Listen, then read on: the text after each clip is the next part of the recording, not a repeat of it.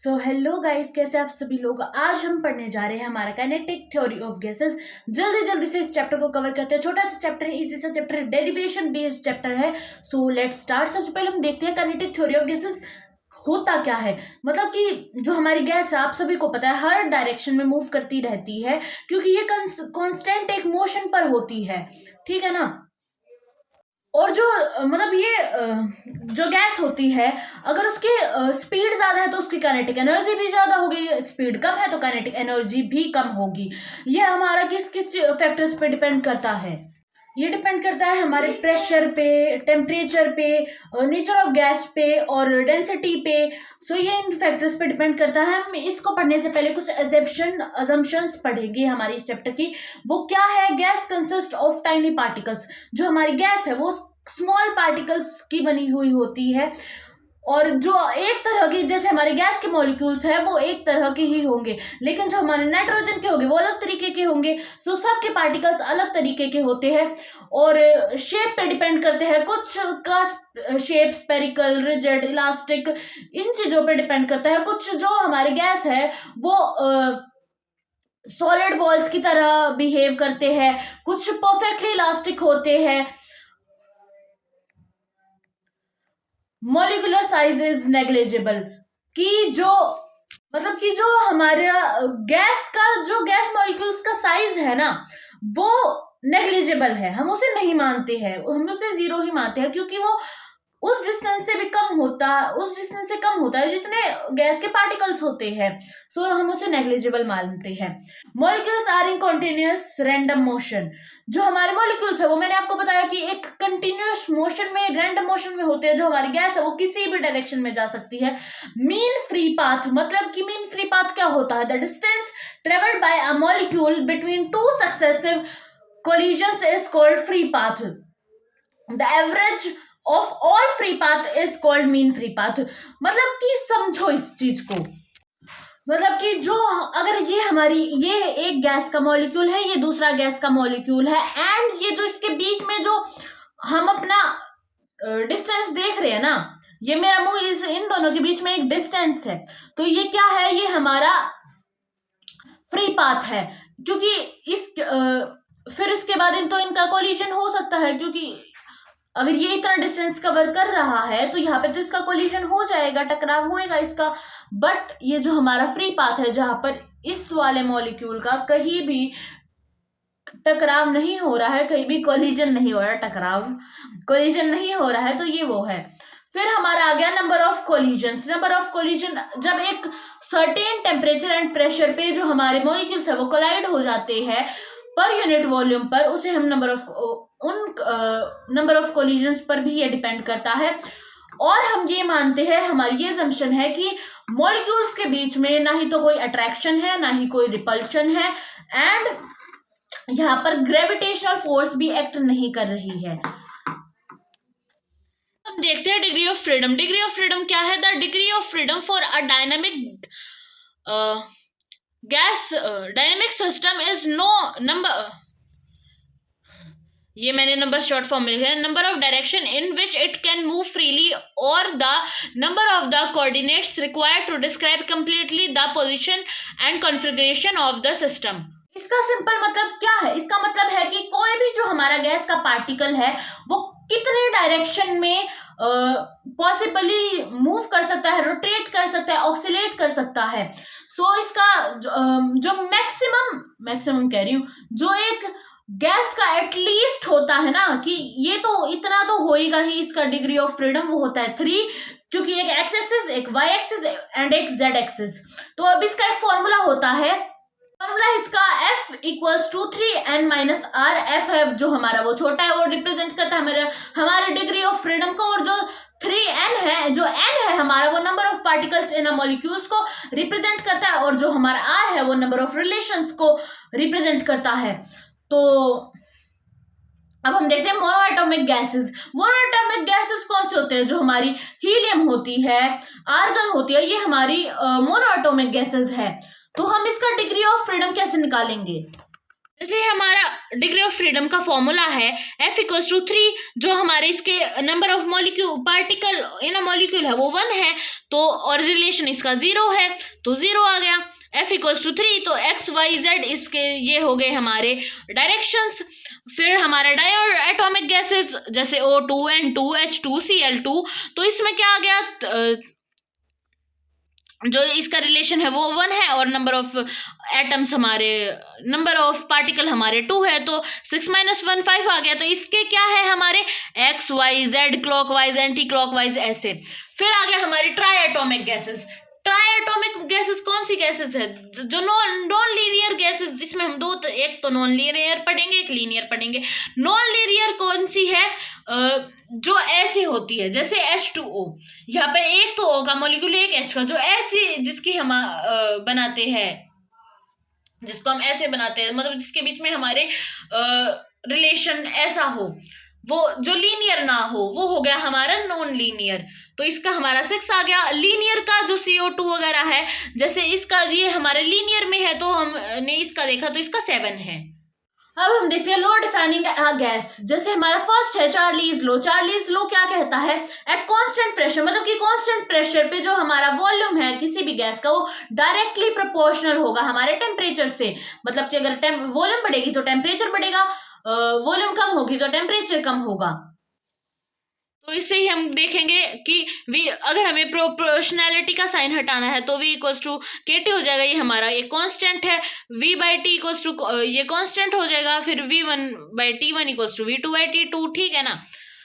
इसका इंपॉर्टेंट है हमारा ग्राफ। सो ये हमारा ग्राफ है, यहाँ पर हमने वॉल्यूम है और यहाँ पर हमारा टेम्परेचर है। सो ये हमारा ग्राफ ऐसे बनता है, स्ट्रेट लाइन ग्राफ होता है ये हमारा। तो ये P1 है, ये P2 है, ये P3 है, ये प्रेशर 1 है, ये प्रेशर 2 है, ये प्रेशर 3 है।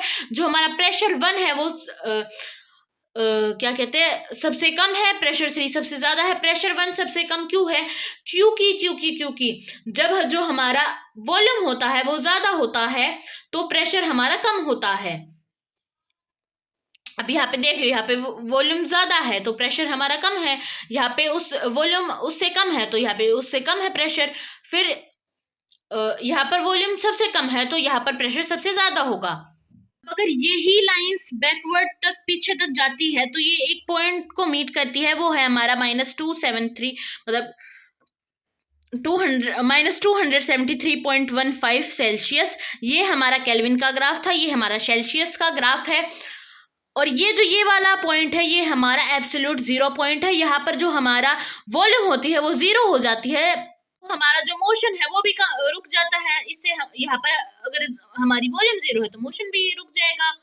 बट हम जो केल्विन स्केल को ही यूज करते हैं, क्योंकि जो हमारा एक और बात, जो हमारी केल्विन में कभी भी नेगेटिव में टेम्परेचर नहीं जा सकता, क्योंकि अगर नेगेटिव में टेम्परेचर जाएगा तो जो हमारी वॉल्यूम है वो भी नेगेटिव में हो जाएगी। और ये फिजिकली पॉसिबल नहीं है कि अगर वॉल्यूम नेगेटिव में हो जाए। सो हम केल्विन स्केल को ही यूज करते हैं। अब हम देखते हैं बॉयल्स लॉ। बॉयल्स लॉ क्या कहता है, जो हमारा जो कांस्टेंट टेम्परेचर होता है, जो हमारा वॉल्यूम है गैस की, वो इनवर्सली प्रोपोर्शनल होती है हमारे प्रेशर से एक कांस्टेंट टेम्परेचर पे। तो दिखाती हूँ। तो अगर वॉल्यूम इनवर्सली प्रोपोर्शनल है प्रेशर के, इसका मतलब अगर वॉल्यूम बढ़ेगी तो प्रेशर कम होगा, और अगर प्रेशर कम होगा तो वॉल्यूम बढ़ेगी। ठीक है, अगर मतलब कि अगर प्रेशर कम होगा तो वॉल्यूम ज्यादा होगी, सेम ही बात है। ठीक है, अगर वॉल्यूम कम होगी तो प्रेशर ज्यादा होगा। सो अगर हम इसको इनवर्सली का साइन हम अगर हटाना चाहे तो V = आ जाएगा यहाँ पे K/P, और अगर इसको ऊपर ले जाएंगे तो PV कांस्टेंट हो जाएगा। P1 V1 = P2 V2। फिर ये हमारा ग्राफ है, ये हमारा आइसोथर्मल भी हो गया, क्योंकि आइसोथर्मल में क्या होता है टेम्परेचर कांस्टेंट होता है। ये फिर हमारा ग्राफ है जो हाइपरबोला बनता है। क्यों, जैसे देखो ये अलग अलग टेम्परेचर पे बना रखा है। यहाँ पर हमारा प्रेशर है, यहाँ पर हमारा वॉल्यूम है मीटर क्यूब में। जो हमारा T1 है वो सबसे ज्यादा कम है और T3 सबसे ज्यादा है। क्योंकि जब हमारा टेम्परेचर ज्यादा होता है तो जो हमारा कर्व है वो अपवर्ड शिफ्ट हो जाता है। यहाँ पर सबसे ऊपर है ना ये कर्व, क्योंकि जो मॉलिक्यूल्स है वो ज्यादा फास्ट मूव करते हैं जिससे प्रेशर बढ़ता है। हमारा गे लुसैक्स लॉ, गे लुसैक्स लॉ क्या कहता है कि अगर कांस्टेंट वॉल्यूम है तो जो हमारा प्रेशर होगा वो डायरेक्टली प्रोपोर्शनल होगा टेम्परेचर के, मतलब कि प्रेशर ज़्यादा होगा तो टेम्परेचर भी ज़्यादा होगा, प्रेशर कम होगा तो टेम्परेचर भी कम होगा। ये एक रिजिड और क्लोज कंटेनर में ही होता है। इसका ये ग्राफ है, यहाँ पर प्रेशर है हमारा, यहाँ पर टेम्परेचर है हमारा, ये अलग अलग वॉल्यूम्स पर है। जैसे जो वॉल्यूम 1 है वो सबसे कम क्यों है, क्योंकि यहाँ पे प्रेशर सबसे ज़्यादा है, और जब प्रेशर सबसे ज़्यादा होता है तो वॉल्यूम हमारी कम होती है। और जो V3 है उस पर प्रेशर सबसे कम है तो वॉल्यूम सबसे ज़्यादा होगी। फिर आ गया हमारा एवोगैड्रोस लॉ। एवोगैड्रोस लॉ क्या कहता है, जब हमारा कांस्टेंट टेम्परेचर एंड प्रेशर दोनों होगा तो जो हमारा वॉल्यूम है वो डायरेक्टली प्रोपोर्शनल होगा नंबर ऑफ मोल्स के। ठीक है, फिर आ गया हमारी ideal gas equation. Ideal gas equation कौन सी होती है हमारी, PV इक्वल्स टू nRT। तो इसमें P रिप्रेजेंट करता है प्रेशर को, V रिप्रेजेंट करता है वॉल्यूम ऑफ गैस को, N रिप्रेजेंट करता है नंबर ऑफ मोल को, R रिप्रेजेंट करता है यूनिवर्सल गैस कांस्टेंट को, और T रिप्रेजेंट करता है टेम्परेचर ऑफ गैस को। इसकी डेरिवेशन देखेंगे। सबसे पहले हम लिखते हैं अकॉर्डिंग टू बॉयल्स लॉ, जो हमारा V है वो डायरेक्टली प्रोपोर्शनल है हमारा 1/P के प्रेशर के। ये हमारा हो गया इक्वेशन 1। ये कब होगा, जब टेम्परेचर होगा जो हमारा कांस्टेंट होगा। फिर आ गया हमारा अकॉर्डिंग टू एवोगैड्रोस लॉ, ये क्या होगा, V इक्वल्स टू वो V directly proportional to number of volume. ये कब होगा, जब प्रेशर एंड टेम्परेचर दोनों कांस्टेंट हो गए। फिर आ गया हमारा according to Charles law. Charles law क्या कहता था, हमारा जो वॉल्यूम है वो डायरेक्टली प्रोपोर्शनल है टेम्परेचर के। ये हमारे होगी इक्वेशन 3, ये इक्वेशन 2। अब अकॉर्डिंग टू 1, 2 एंड 3, इससे क्या आ गया, हमारा जो V है वो डायरेक्टली प्रोपोर्शनल है 1/P के, N के और T के। अब क्या करेंगे, अगर PV को करेंगे तो आ गया NT। अगर हमने प्रोपोर्शनलिटी का साइन हटाना है तो हमें एक कांस्टेंट लगाना पड़ेगा, PV इक्वल्स टू RNT। ठीक है, और अगर हम इसमें R की वैल्यू निकालनी है तो PV/NT आ जाएगा। अब मैं R की वैल्यू बताती हूँ आपको। R की वैल्यू क्या होती है, जो हमारी R की वैल्यू होती है ना वो होती है 8.314 जूल K-1। ये हमारी R की वैल्यू होती है। और जो इसकी SI यूनिट होती है ना, हमारी SI यूनिट होती है इसकी pascal metre cube by mole के। ठीक है, तो ये इसकी होगी हमारी SI यूनिट, ये होती है। बट जो हम यूज करते हैं ना वो होती है हमारी जूल मोल K-1, जो मैंने अभी यहाँ पे ऊपर भी बताई दी थी। ठीक है, देखते हैं प्रेशर ऑफ गैस की डेरिवेशन।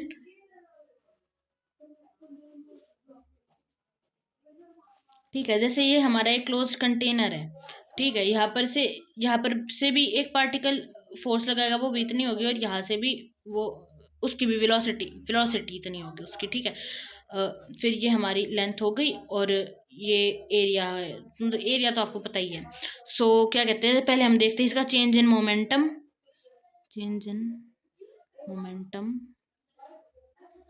वो क्या होगा हमारा, mvx माइनस mvx। तो मतलब अगर इस साइड से आ रहे हैं तो एक पॉजिटिव एक नेगेटिव होगी, तो जो वेलोसिटी होगी वो एक पॉजिटिव एक नेगेटिव होगी, तो ये हो जाएगा 2mvx। ठीक है, फिर अगर हम देखते हैं नंबर ऑफ पार्टिकल्स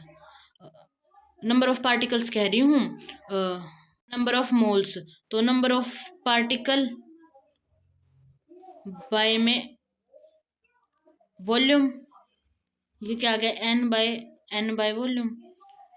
n कितना आ गया, n इंटू वॉल्यूम। सो n क्या हो गया, हमारी वॉल्यूम क्या है हमारी A इंटू L। ठीक है, सो जो हमारा टोटल चेंज इन मोमेंटम होगा, चेंज मोमेंटम, वो कितना होगा, नंबर ऑफ पार्टिकल, मतलब कि नंबर ऑफ मोल जो भी है, ये नंबर ऑफ पार्टिकल है ये तो, ठीक है। फिर 2 mvx जो हमारा ऊपर आया था, तो ये कितना आ गया, NaL इंटू 2 mvx। फिर according to Newton's second law, Newton's का सेकेंड लॉ क्या कहता है, ये स्टेट करता है जो हमारा फोर्स है वो momentum, change in momentum by change in time होगा, ठीक। फिर क्या आ गया हमारा F इक्वल्स टू, जो हमारा चेंज इन मोमेंटम क्या है, हमारा चेंज इन मोमेंटम है हमारा 2NaL, हमने ये ऊपर करा था ना, मतलब यहाँ पे 2 ये ऊपर आ गया mvx, और जो हमारा टाइम है वो 2t हो जाएगा, ठीक है। फिर 2 से तो 2 कट हो जाएगा, फिर उसके बाद क्या हो जाएगा, NaL mvx, ठीक है। और नीचे टाइम, अगर हम NaMvx और L/T को अलग कर दें तो ये क्या बन जाएगा, NaMvx और Vx, वेलोसिटी हो जाएगा ये। फिर क्या हो जाएगा ये, फिर ये यहाँ पे कर देती हूँ, NaMvx का स्क्वायर हो जाएगा ये, ठीक है। फिर अब हम निकालेंगे प्रेशर। सो प्रेशर क्या होता है हमारा, प्रेशर होता है हमारा फोर्स बाय एरिया। तो यहाँ पर फोर्स क्या आई है हमारी, NaMvx का स्क्वायर, बाय में एरिया हमारा ए ही हो जाएगा, तो फिर एरिया से एरिया कट हो जाएगा, तो ये आ जाएगा NMVx का स्क्वायर, ठीक है। फिर अब हम देखते हैं कि ऑल्सो जो हमारी एनर्जी है Ex equals to EY equals to EZ, मतलब कि हमने अभी इक्वेशन ऑफ इक्विपार्टीशन में क्या पढ़ा था कि जो हमारी जितनी भी डिग्री ऑफ फ्रीडम की जो एनर्जी होती है वो सेम होती है, तो यहाँ पे लिख देंगे डिग्री ऑफ फ्रीडम। तो जो हमने अभी मैंने ये बताया था जो काइनेटिक एनर्जी है वो ही एनर्जी होती है, तो ये हो गया।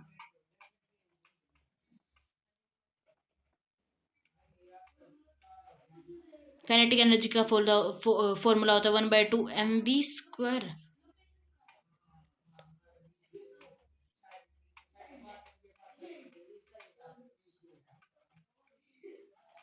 फिर ये अगर हम इसको कट कर लेते हैं तो ये आ जाएगा Vx equals to Vy equals to Vz। फिर अब हम अगर टोटल वेलोसिटी निकालेंगे तो ये क्या कितनी हो जाएगी, Vx²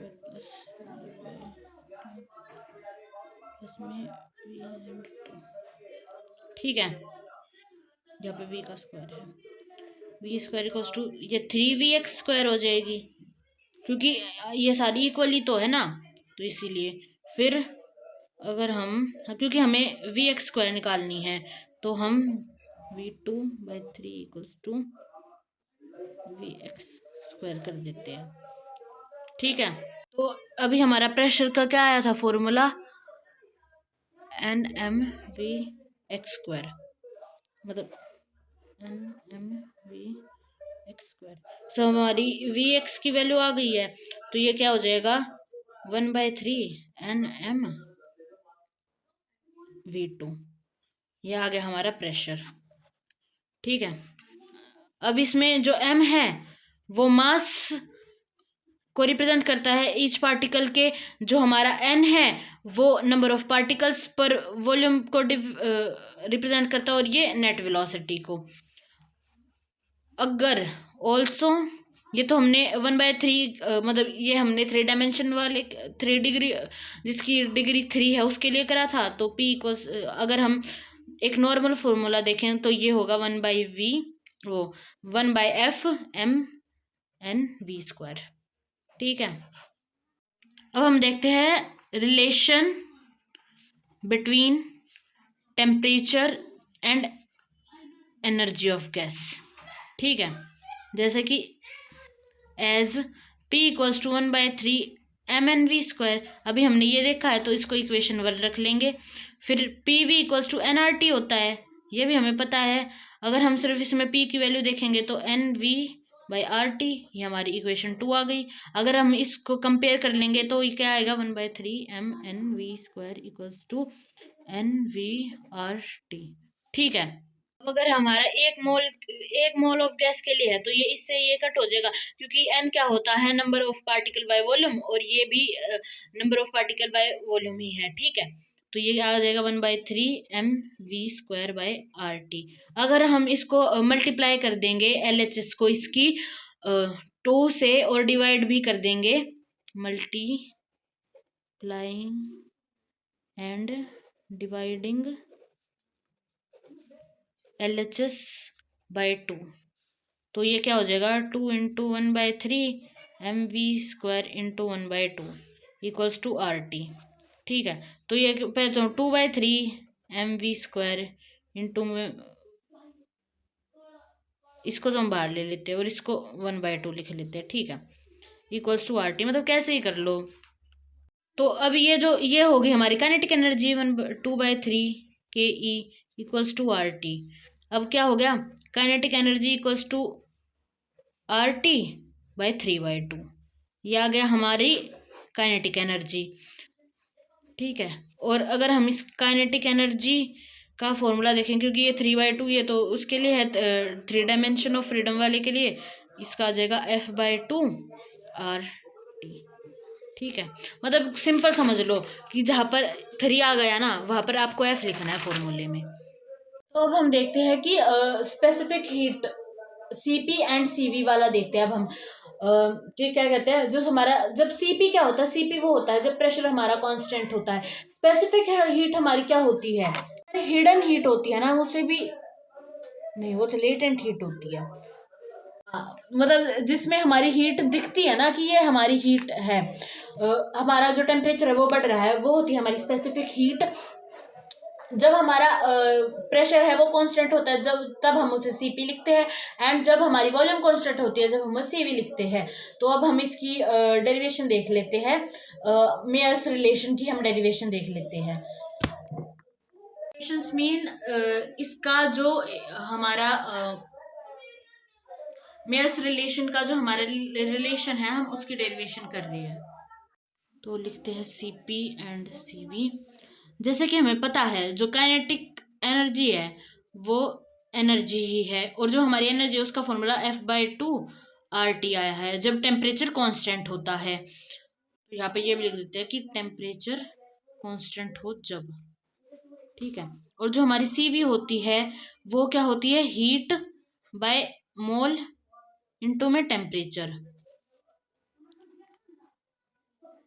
अगर हम चेंज इन एनर्जी देखें तो वो क्या हो जाएगी, 1/2R∆T, जब टेम्परेचर हमारा चेंज होगा जब। ठीक है, फिर हमारा जो CV होगी जब हमारा, वो क्या होती है, एंथैल्पी चेंज बाय N∆T। अब हम अगर CV देखें इसका, तो CV क्या होता है, kinetic energy, enthalpy kinetic energy by ΔT। ये कब होता है, जब हमारा जो N है वो 1 हो। फिर क्या आ गया हमारा, काइनेटिक एनर्जी इक्वल्स टू, अगर हम CV∆T, ये हमारा होगी हमारी equation number 2। From equation 1 and 2, F/2R∆T equals to CV∆T। T से ΔT cut, F/2R equals to CV आ गया। इससे ही हम CP भी निकाल सकते हैं। मेयर्स रिलेशन क्या होता है, CP - CV equals to R, ये होता है हमारा मेयर्स रिलेशन। तो CV हमारे पास है F/2R इक्वल्स टू R, तो CP क्या आ गया हमारा, CP equals to R plus F/2R, ये हमारा आ गया। फिर अगर हम इसको फर्दर करें तो R F +2/2, एलसीएम लेके हुआ है ये, तो ये आ गया CP equals to RF+2 R bracket F+2/2। तो ये आ गया हमारा CP और ये आ गया हमारा CV।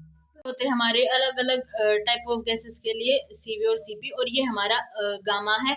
गामा क्या होता है? CP/CV हमारा गामा होता है, तो हम इसको भी ऐसे निकाल सकते हैं। मोनो एटॉमिक के लिए है, आप इसका स्क्रीनशॉट ले सकते हो, वरना मैं इसको अपनी पोस्ट पर भी डाल दूंगी। फिर आ गया हमारा relation between pressure and density, इसकी भी हम देखते हैं डेरिवेशन। सो अब शुरू करते हैं। PV equals to NRT। PV equals to NRT mass by molar mass होता है। N जो हमारा N होता है वो मास बाय मोलर मास होता है, तो मास को हमने W से लिख दिया और मोलर मास को हमने M से लिख दिया, RT।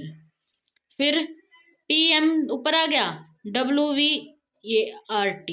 फिर PM इक्वल्स टू, ये हमारा रो होता है मास बाय वॉल्यूम, तो ये rho RT। P equals to rho RT by M। इससे हम ये क्या दर्शाता है कि P जो है हमारा वो डायरेक्टली प्रोपोर्शनल है रो से। अब हम पढ़ते हैं हमारा law of equipartition of energy. ये क्या कहता है? जो एनर्जी ऑफ पार्टिकल्स है वो इक्वल है every degree of party freedom में। मतलब कि अगर एक जो हमारी एयर है अगर उस कॉर्नर में है, पीछे आप देख रहे हो, अगर उस कॉर्नर में है तो इस कॉर्नर में भी सेम ही एयर होगी। यहाँ पर भी सेम एयर है, जो हमारी मतलब सेम एनर्जी होएगी हर डायरेक्शन में गैस की, ठीक है।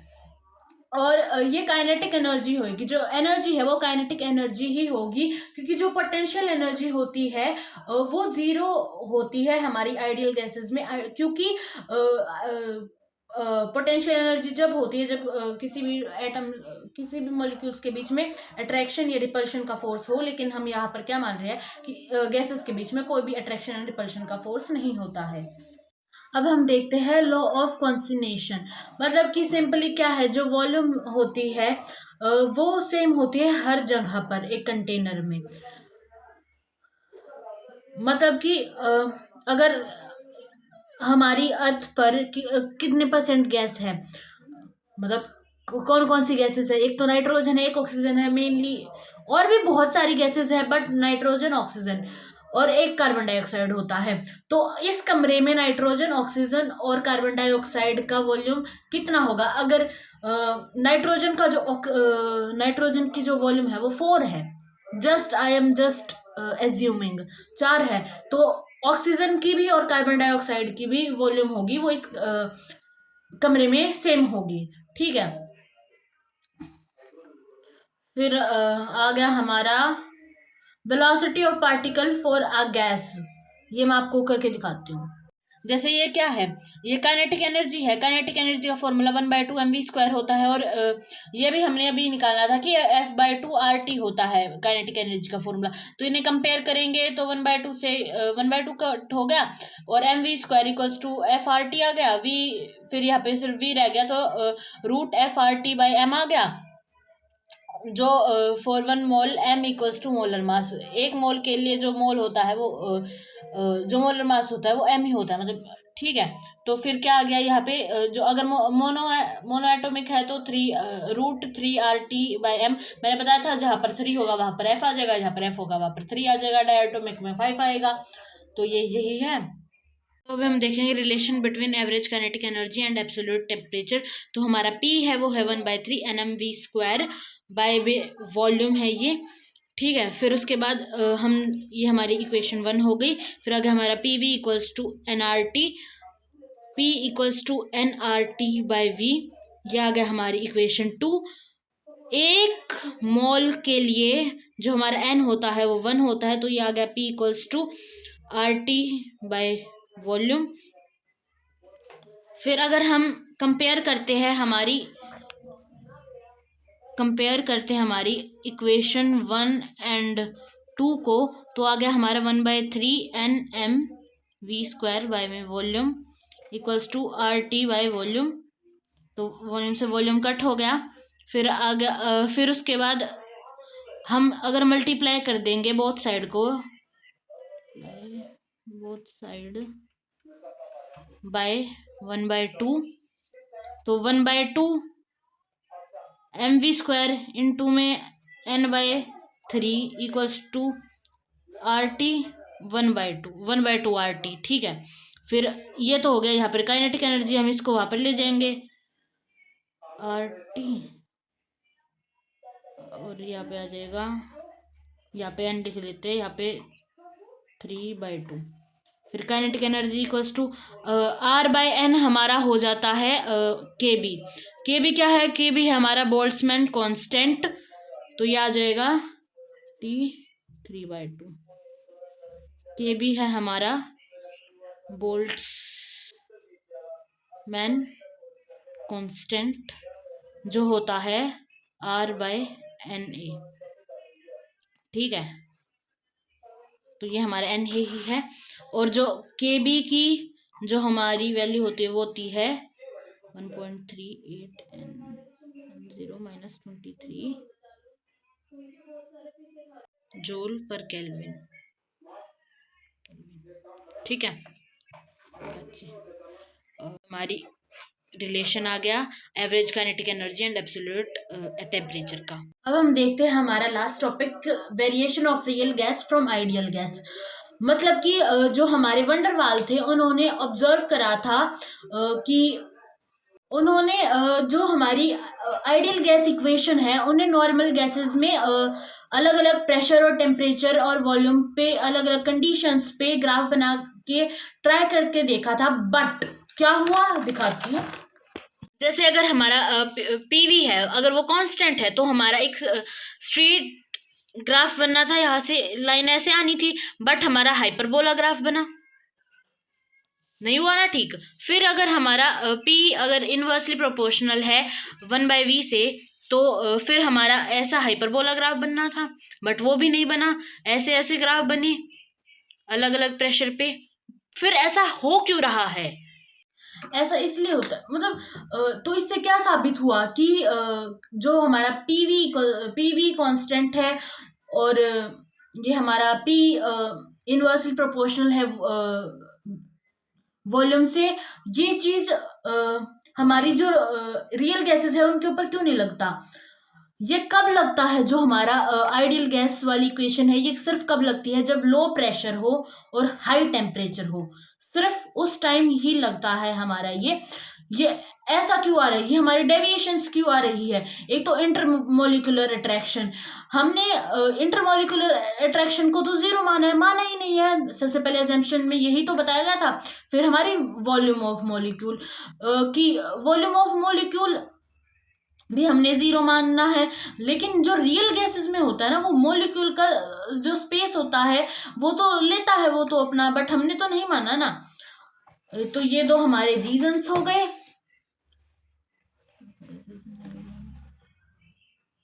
नेग्लिजिबल माना था हमने कि volume of particle of gas is negligible with respect to volume of gas itself. हाँ, तो ये वही बात है। फिर देखते हैं हम free path and mean path. Free path तो मैंने आपको बता ही दिया था। मीन पाथ का हमारी बुक में एक तो फ्री पाथ को हम x से डिनोट करते हैं और मीन फ्री पाथ को हम x ऊपर इससे, इसको क्या कहते हैं पता नहीं, मेरे को याद नहीं है। तो x1 + x2 + x3 और फर्दर बाय में n जितने ये है, लेकिन हमारी बुक में ये फॉर्मूला दे रखा है 1/2√2n πd²। n को number of particle by volume को रिप्रेजेंट कर रहा है और d diameter of a cross section को बता रहा है। फाइनली हमारा इजी चैप्टर कंप्लीट हो गया है। मिलते हैं आपको अगले चैप्टर में। अगर आपको इस चैप्टर में कुछ समझ में नहीं आया तो कमेंट डाउन, एंड अगर आपको कोई ऐसा टॉपिक है जो आपको नहीं आया समझ में, आपको उसकी वीडियो चाहिए, तो please comment down and bye bye.